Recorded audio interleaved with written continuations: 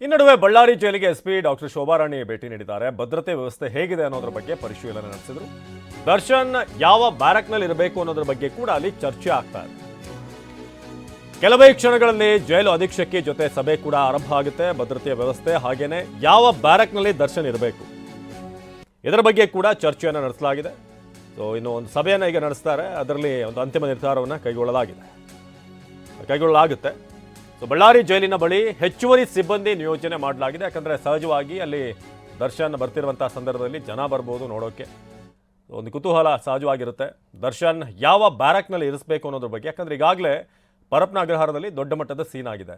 ಇಲ್ಲಿ ಬಂದು ಕೂಡ ಮತ್ತೇನಾದರೂ ಸಮಸ್ಯೆ ಆದರೆ ಅದು ಮತ್ತೆ ಅವರಿಗೂ ಕೂಡ ಅಲ್ಲಿ ಕೆಲಸ ಮಾಡುವಂಥವ್ರಿಗೂ ಕೆಟ್ಟ ಹೆಸರು, ಹಾಗೆಯೇ ಕರೆಕ್ಟಾಗಿ ಹ್ಯಾಂಡಲ್ ಮಾಡಿಲ್ಲ ಅಂತ. ಈಗಾಗಲೇ ಬಳ್ಳಾರಿ ಜೈಲ್ ಬಗ್ಗೆನೂ ಕೂಡ ಸಾಕಷ್ಟು ಪ್ರಶ್ನೆಗಳಿವೆ. ಇಲ್ಲಿ ಎಷ್ಟು ಮಟ್ಟಿಗೆ ಕಟ್ನಿಟ್ಟಾಗಿದೆ ಅನ್ನೋದ್ರ ಬಗ್ಗೆ. ಒಂದು ಕಡೆ ತನಿಖೆ, ಮತ್ತೊಂದು ಕಡೆ ಶಿಫ್ಟ್ ಮೀಟಿಂಗ್. ಪರಪ್ಪನ ಅಗ್ರಹಾರ ಜೈಲಿನಲ್ಲಿ ಶಿಫ್ಟ್ ಪ್ರಕ್ರಿಯೆ ಒಂದು ಕಡೆ, ಹಾಗೆ ತನಿಖೆ ಒಂದು ಕಡೆ. ಬಳ್ಳಾರಿಗೆ ಶಿಫ್ಟ್ ಮಾಡುವಂಥ ಪ್ರಕ್ರಿಯೆಗಳಾಗ್ತಾ ಇದ್ರೆ ಮತ್ತೊಂದು ಕಡೆ ಈ ಮೊಬೈಲ್ ಹೇಗೆ ಹೋಯಿತು, ಸಿಗರೆಟ್ ಹೇಗೆ ಸಿಗುತ್ತೆ, ಇದೆಲ್ಲದರ ಬಗ್ಗೆ ಕೂಡ ತನಿಖೆ ಮಾಡೋದಕ್ಕೆ 3 ಕೇಸ್ ಸಂಬಂಧ ತನಿಖಾಧಿಕಾರಿಗಳಿಂದ ತನಿಖೆ. ಒಬ್ಬೊಬ್ಬರೇ ಆರೋಪಿಗಳನ್ನ ಕರೆಸಿ ವಿಚಾರಣೆ ಮುಗಿಸಿ ಮಾಜರು ಕೂಡ ಮಾಡ್ತಿದ್ದಾರೆ. ಜೈಲಾಧಿಕಾರಿಗಳ ಕೈ ಸೇರಿದಂಥ ಕೋರ್ಟ್ನ ಆದೇಶ ಪತ್ರ. ಹೀಗಾಗಿ ಆರೋಪಿಗಳ ಸ್ಥಳಾಂತರ ಸಂಬಂಧ ಮೀಟಿಂಗ್ ಅನ್ನು ಕೂಡ ಮಾಡಲಾಗಿದೆ. ಹಿರಿಯ ಅಧಿಕಾರಿಗಳ ನೇತೃತ್ವದಲ್ಲಿ ಮಹತ್ವದ ಮೀಟಿಂಗ್. 3 ಕೇಸ್ ಸಂಬಂಧ ಒಂದು ಕಡೆ ತನಿಖಾಧಿಕಾರಿಗಳಿಂದ ತನಿಖೆ ಆಗ್ತಾ ಇದೆ.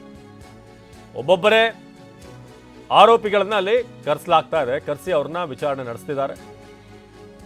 ಈಗಾಗಲೇ ಕೋರ್ಟ್ನ ಆದೇಶ ಪತ್ರ ಕೂಡ ಜೈಲಾಧಿಕಾರಿಗಳಿಗೆ ಸೇರಿದೆ. ಹೀಗಾಗಿ ಆರೋಪಿಗಳನ್ನು ಶಿಫ್ಟ್ ಮಾಡೋಕ್ಕೂ ಕೂಡ ಈಗ ಸಿದ್ಧತೆ ಆಗ್ತಾ ಇದೆ. ಒಂದು ಕಡೆ ತನಿಖೆ, ಮತ್ತೊಂದು ಕಡೆ ಶಿಫ್ಟ್ ಬಗ್ಗೆ ಮೀಟಿಂಗ್.